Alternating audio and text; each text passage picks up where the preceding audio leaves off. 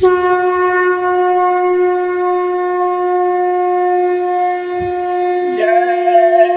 गुरुदेव। जय गुरुदेव। माता पिता की सेवा करो, उनके आशीर्वाद से फूलो फलो।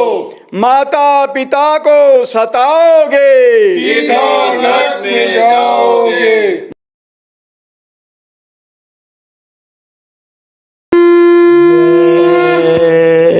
गुरुदेव।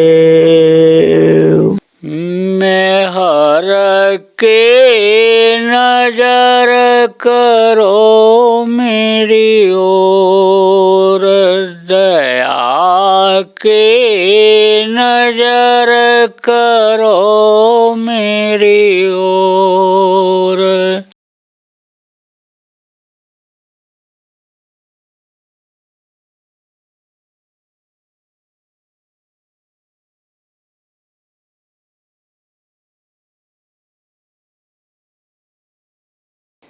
जय गुरुदेव।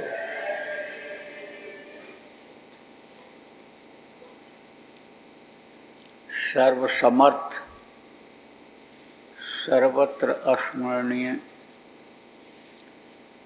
परम पूज्य गुरु जी महाराज, उपस्थित सभी सत्संगी धर्म प्रेमी साधक बच्चे एवं बच्चियों, गुरु महाराज की दया मेहर हुई और आज 6 सितंबर 2021 को सायंकाल के बेला में देवगढ़ राजस्थान के आप प्रेमियों का सत्संग के माध्यम से दर्शन का अवसर मिला। आप लोगों के ऊपर भी दया कृपा मेहरबानी परमात्मा की हुई कि आप लोग घर के अपने कामकाज से निकलकर सत्संग सुनने के लिए आए। आप लोग पहले कथा भागवत प्रवचन तो सुने होंगे, लेकिन कुछ लोग ऐसे भी आप हैं कि जो सत्संग नहीं सुने। कुछ प्रेमी तो बराबर सुनते रहते हैं, तो उनको सत्संग के बारे में जानकारी रहती है कि सत्संग क्या चीज़ होती है, लेकिन आप कुछ इसमें पहली बार सत्संग सुन रहे हो, तो कथा भागवत और प्रवचन से सत्संग अलग होता है। कथा भागवत में तो महापुरुषों की जीवनी, महापुरुषों का कार्य, क्या उन्होंने किया, देश के लिए, जनता के लिए, समाज के लिए, लोगों के लिए क्या किया, यह रहता है। लेकिन सत्संग में आत्मा और परमात्मा की बात भी बताई जाती है।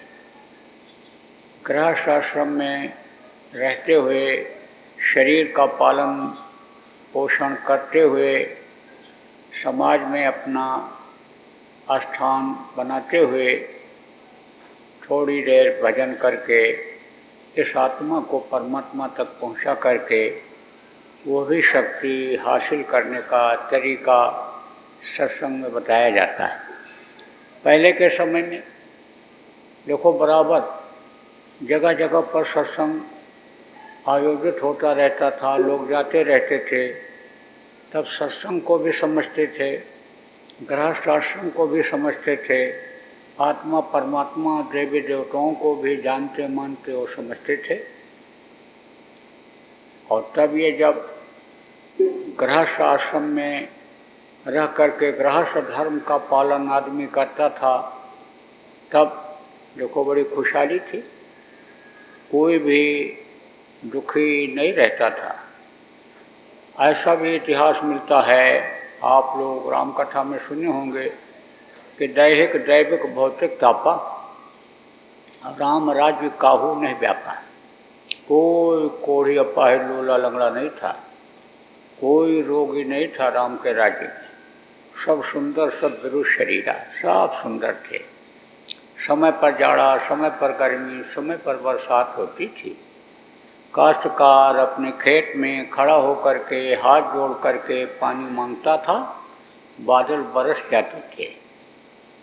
आप देखो, वीर तरकश से तीर निकाल करके धनुष पे चढ़ा करके मारता, दुश्मन को मार करके तरकश में तीर फेरा जाया करती थी। आप लोग धार्मिक हो, धार्मिक न होते धर्म कर्म की बात सुनने के लिए क्यों आते? तो आपने सुना होगा कि बब्रेक इतना बहादुर था कि तीर को धनुष पे चढ़ा करके छोड़ता था और वो मार करके वापस आ जाता था। कृष्ण ने जब महाभारत शुरू होने को हुआ था तो आजमाइश करके देखा था। आपने सुना होगा तो आपको मालूम होगा, नहीं सुना होगा तो संकेत में आपको बताता हूँ। बब्रेक खड़ा हुआ था, कृष्ण जा रहे थे, जायजा ले रहे थे। पूछे, तू कौन है, यहाँ क्यों खड़ा है?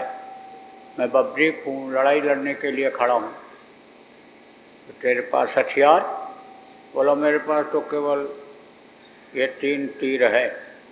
तो 3 तीर से तू इतना बड़ा महाभारत कैसे लड़ेगा? बोला, एक एक तीर कमाल दिखाएंगे। क्या कमाल दिखाएंगे? वो तो वक्त पर बताऊंगा, समय पर कमाल दिखाऊंगा। बोला, तू अब भी कुछ दिखा सकता है? बोले, कृष्ण बोले कि अब भी दिखा सकता है कुछ? कहाँ दिखा दूंगा? तीर निकाला और कहा, देखो इसको मैं छोड़ने जा रहा हूँ, और पीपल के पेड़ के ऊपर जितने भी पत्ते हैं सबको ये नट्ठी करके नीचे आएगा, और ज़मीन में जो भी पत्ते पड़े हैं सूखे और गीले उनको भी ये बींधेगा, नट्ठी करेगा, और उसके बाद फिर मेरे पास वापस आ जाएगा।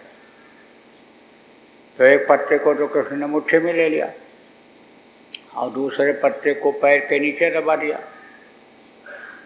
सोचे, देखें मेरे पास कैसे आता है। तो तीर गया ऊपर और सारे पत्तों को बींध करके और ज़मीन पर आया, और ज़मीन पर सूखे गीले जो भी पत्ते पड़े थे उनको नट्ठी करके और फिर कृष्ण के पैर की तरफ बढ़ा। तब बब्रेक ने कहा कि अब पैर हटाओ, नहीं तो पैर नट्ठी हो जाएगा। क्योंकि पैर में से हो करके जाता उस पत्ते को नट्ठी करता, तो पैर इनका फट जाता।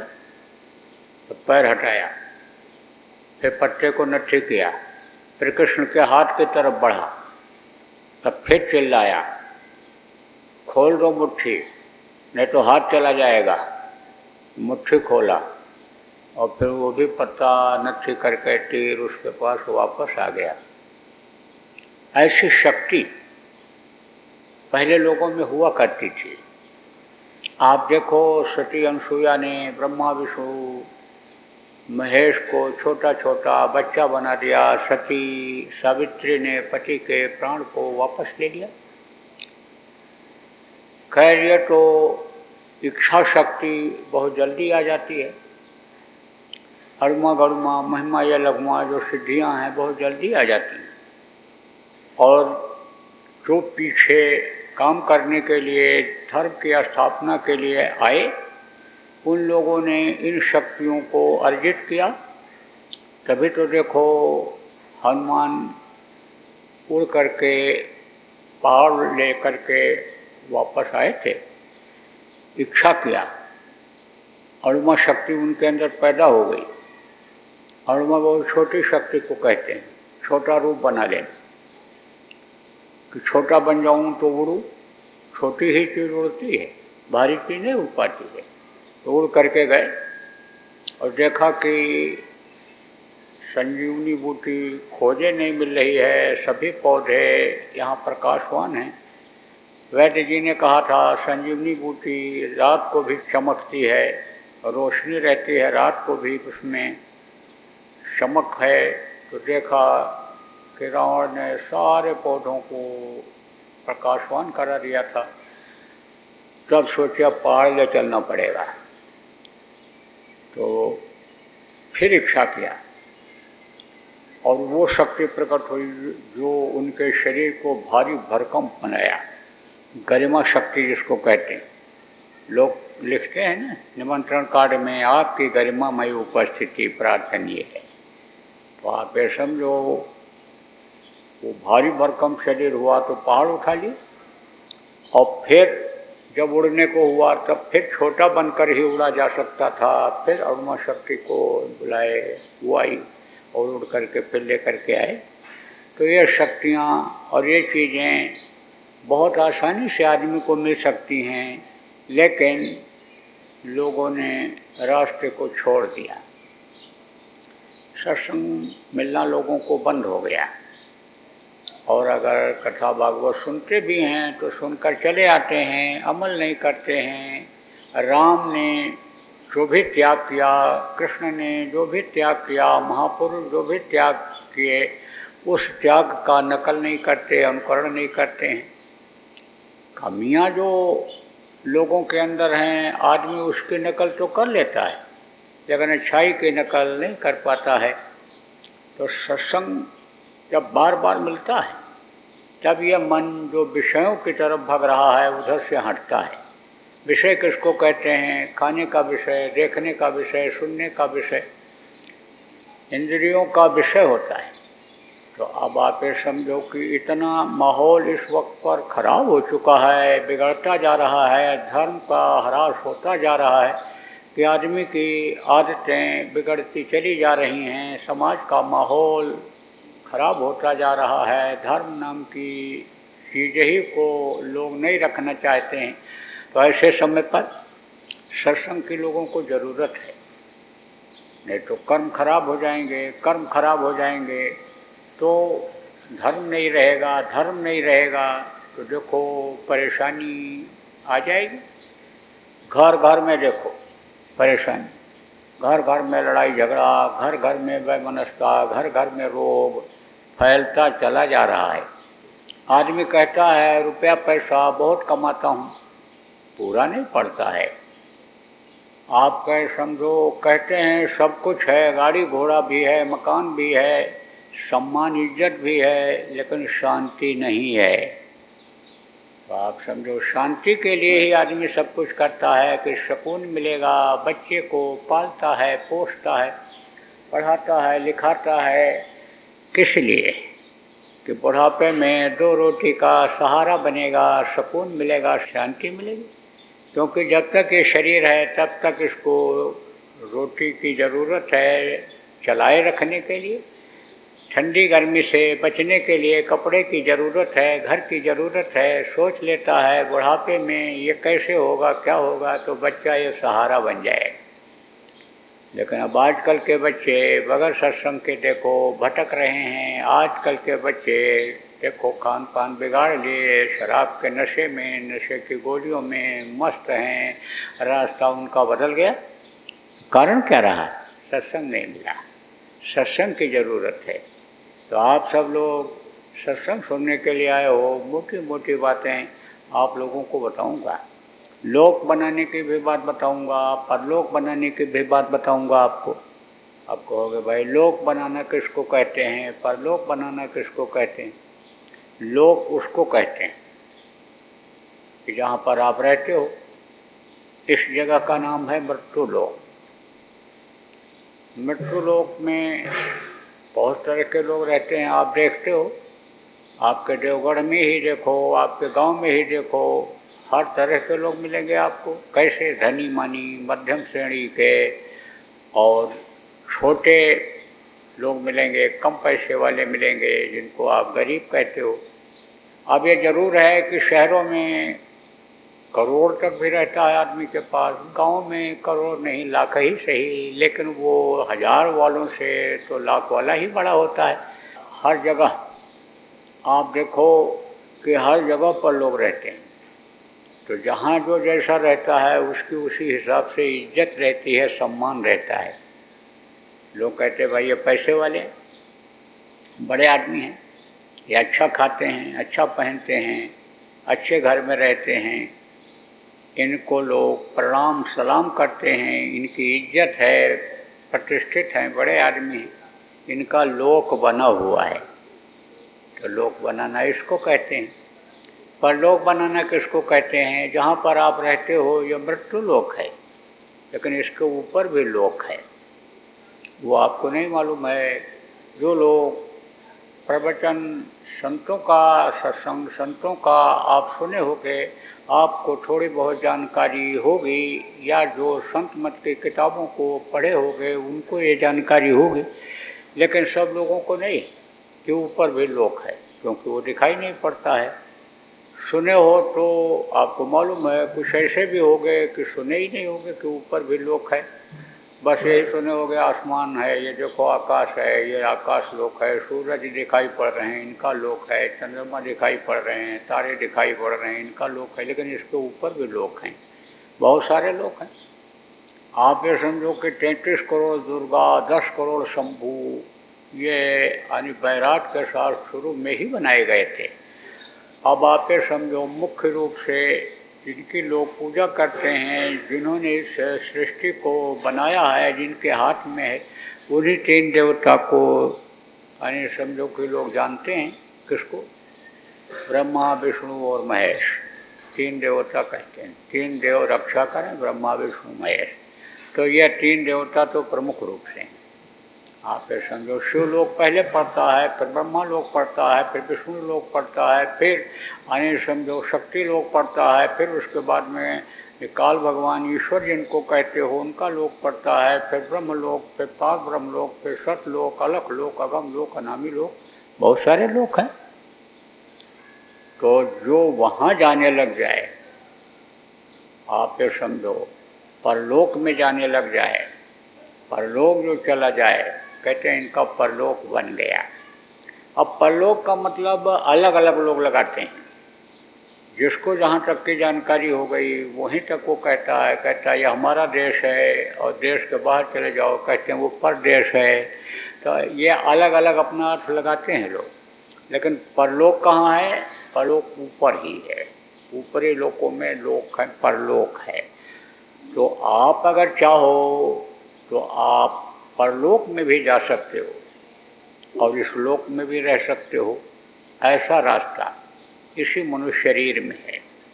उस प्रभु ने इसको तैयार कराया है। प्रभु के दिए हुए मसाले से माँ के पेट में यह मनुष्य शरीर आपका बना है।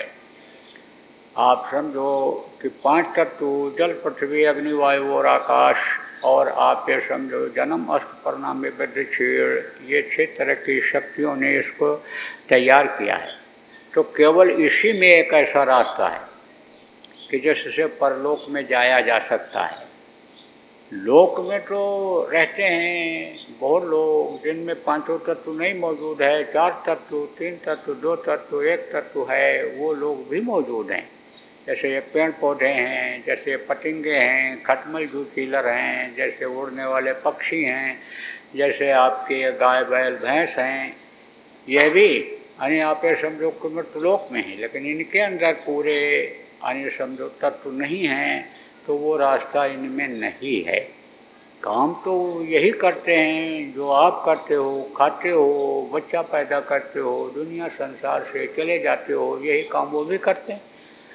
लेकिन साधन धाम मोक्ष कर द्वारा साधना का घर बताया, पूजा का मंदिर बताया गोस्वामी जी ने इसको। क्यों? क्योंकि साधना का ये मंदिर है और साधना के लिए ही ये बनाया गया है। ये सच्ची पूजा, जीवात्मा की पूजा, चेतन से चेतन की पूजा करने के लिए ये बनाया गया है। मोक्ष का दरवाज़ा इसी में है। मनुष्य शरीर में ही मुक्ति मोक्ष का दरवाज़ा है। मुक्ति मोक्ष किसको कहते हैं? शमशान घाट की तरफ जाओ, कहीं कहीं लिखा रहता है मुक्ति धाम, मोक्ष धाम।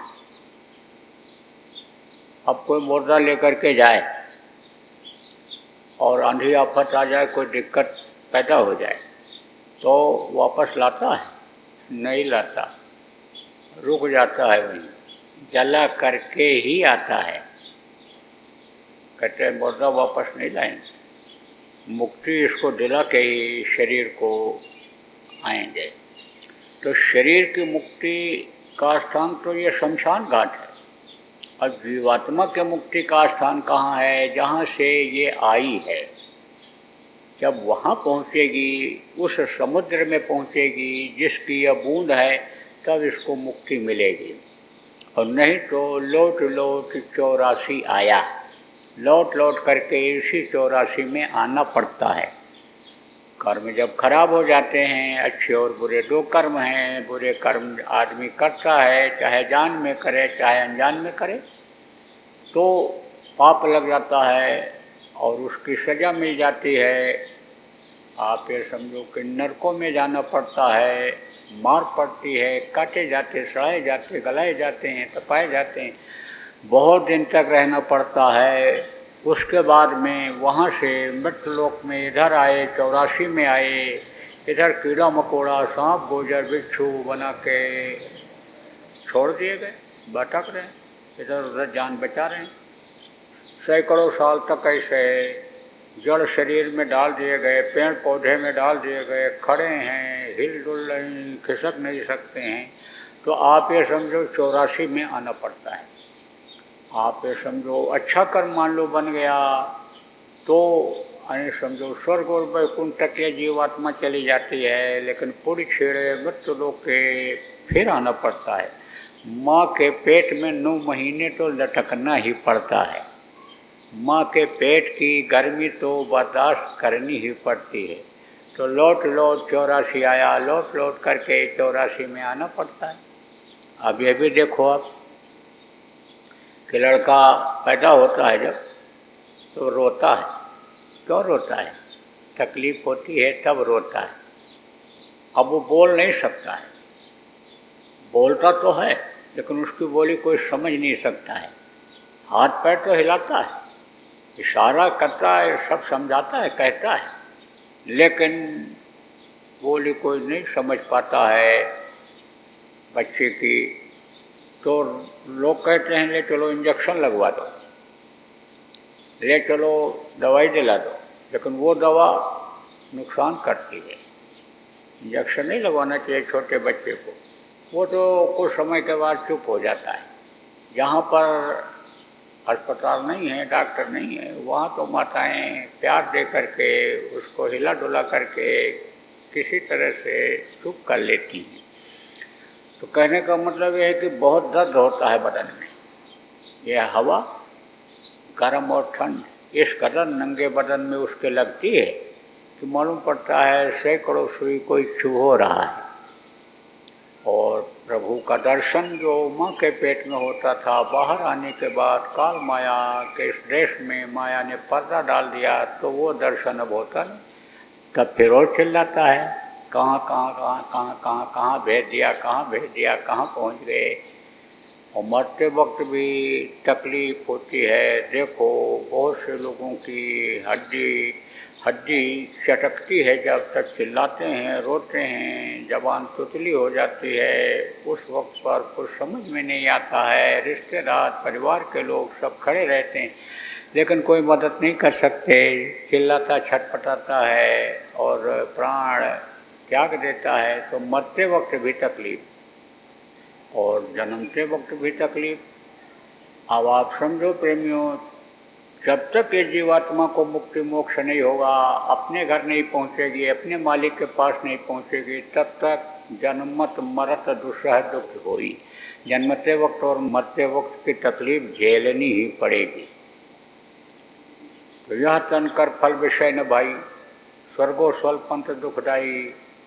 विषय वासनाओं के लिए तो शरीर मिला कि खाओ पियो मौज करो, मस्ती करो और फिर दुनिया संसार से चले जाओ। इस काम के लिए ही नहीं मिला। यह तो उसने दिया था, जाओ तुमको हम आज़ाद कर देंगे, तुम्हारे शरीर को बना देते हैं और इस शरीर के अंदर जो साधना का द्वार है उसको तुम जान लेना, संतों के पास पहुंच जाना, समर्थ गुरु के पास पहुंच जाना और उससे अपनी जीवात्मा का कल्याण कर लेना। लेकिन हमारे शरीर को गंदा मत करना, साफ सुथरा रखना। और ये अंग जो तुम्हारे लिए बनाए गए शरीर को चलाने के लिए, इसको तुम पापी मत बनाना। अंग इसमें कौन है? आँख है, कान है, मुंह है, हाथ है, पैर है, ये सब अंग है। आज़ाद है आदमी। आँख से अच्छा देखे, बुरा देखे, कान से बुरा सुने, अच्छा सुने, मुंह से बुरा बोले, अच्छा बोले। आप समझो, पैर से अच्छे काम के लिए जाए, बुरे काम के लिए जाए, हाथ से अच्छा करे, बुरा करे, आज़ाद है। लेकिन फल भोगने के लिए आज़ाद नहीं है। उसने कहा कि फल तुमको भोगना पड़ेगा। जो जो जस पीन सो तस फल चाखा, कर्म प्रधान विश्व रच राखा। समझाता है बुरा कर्म मत करना, लेकिन जब बाहर आए तो भूल गए। अब सत्संग नहीं मिला, संत नहीं मिले, तो जानकारी नहीं हो पाई, तो फंसते चले जा रहे हैं। अब आप ये समझो प्रेमियों कि अब मनुष्य शरीर आपको दोबारा फिर मिलने वाला नहीं है। कोट जन्म जब भटका खाया, तब यह नर्तन दुर्लभ पाया। करोड़ों जन्मों में भटकने के बाद तब यह मनुष्य शरीर आपको मिला है। देव दुर्लभ शरीर है, देवता तरसते रहते हैं। थोड़े समय के लिए हमको मिल जाता, हम अपना काम बना लेते। अब अपना काम क्या है, पराया काम क्या है? सच पूछो तो जो काम आप करने में लगे हुए हो वो दूसरों का काम है। रुपया पैसा इकट्ठा करते हो, घर मकान बनाते हो, आप समझो ज़मीन जायदाद बढ़ाते हो, गृहस्थी को बच्चों आप बढ़ाती हो, आप समझो कम खा करके, कम पहन करके ज़मीन जायदाद बढ़ाते हो, ये सब करते हो। किसके लिए? अपने लिए। अपने लिए नहीं, दूसरों के लिए वो हो रहा है। आपको तो छोड़ के जाना है, क्योंकि इसी घर को जिसमें आप कुछ लोग रहते हो, बाप दादा रहते थे, वो भी यही कहते थे, ये घर मेरा, ये घर मेरा, ये घर मेरा। उनका नहीं हुआ तो आपका कैसे होगा? यही चीज़ तो भूल गए। मौत को ही तो भूल गए कि मौत भी आएगी, और जब मौत आ जाएगी तो ये घर क्या, यानी ये मनुष्य रूपी ये किराए का मकान भी खाली करना पड़ेगा। यही चीज़ तो भूला हुआ है, और उसको भूल गए कि जो सब कुछ करता है, जो इस शरीर को चलाता है, जो सबका सृजनहार है, उस प्रभु को भूल गए। तो यही चीज़ तो भूल रहे हो, उसी को तो हमको आपको याद दिलाना है कि दोनों चीज़ याद रखो। ये न सोचो कि कल भी हमको मिलेगा, कहते हैं ना, यानी कल करना हो सो आज कर, और आज करे सो अब, और पल में परलय होत है, बहुत करोगे कब? कल किसी ने देखा है? किसी ने नहीं देखा। और आजकल तो देखो इस कलयुग में घर से आदमी निकले, कोई गारंटी नहीं है कि 2 घंटे के बाद ठीक ठाक अपने घर में वापस आ जाएगा। तो ऐसे समय तो आपको कुछ वहाँ के लिए भी करना चाहिए, जहाँ पर इस काया कुटी को खाली करके जाना पड़ेगा। धरती का विधान ही यही है कि जो आया सो गया, जो पेड़ फला वो झड़ा, जो आग जली वो बुझी, तो जो पैदा हुआ वो मरा। तो आप कैसे रहोगे? आप देखो, राम जैसे भगवान चले गए, कृष्ण जैसे भगवान चले गए, कबीर गोस्वामी, पलटू, नानक, दादू, मीरा, भीखा, और आपके दास, और आपके ये जगजीवन दास, ये सब कितने आए। नाम तो उनका लिखा हुआ है किताबों में, लोग उनको मानते भी हैं, समाधि भी बना रखे हैं, लोग याद भी करते हैं, लेकिन वो मनुष्य शरीर में कहाँ रह गए। हमारे गुरु महाराज भी मनुष्य शरीर में आए थे, उनको भी छोड़ करके जाना पड़ा।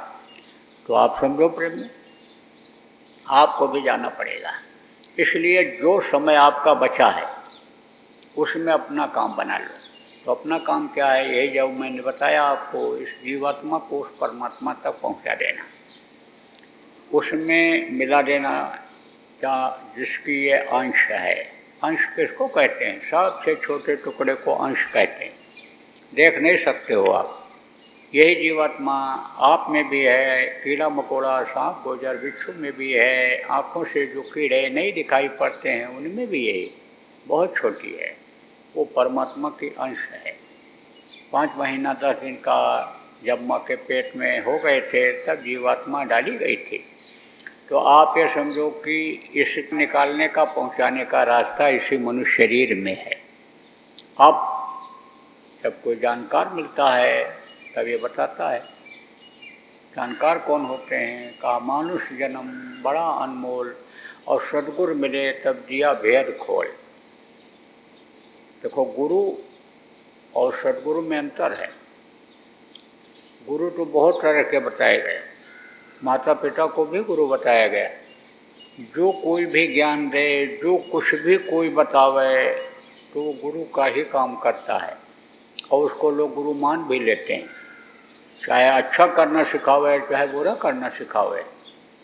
आप समझो, बुराई जो सिखाते हैं उनको भी लोग गुरु जी कहने लगते हैं, हमारे गुरु हैं ये।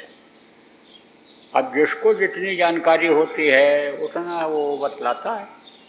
5 दर्जा पढ़ाने वाले मास्टर को अगर आपको 10 दर्जा के लड़के को पढ़ा दो, कैसे पढ़ा सकते हैं?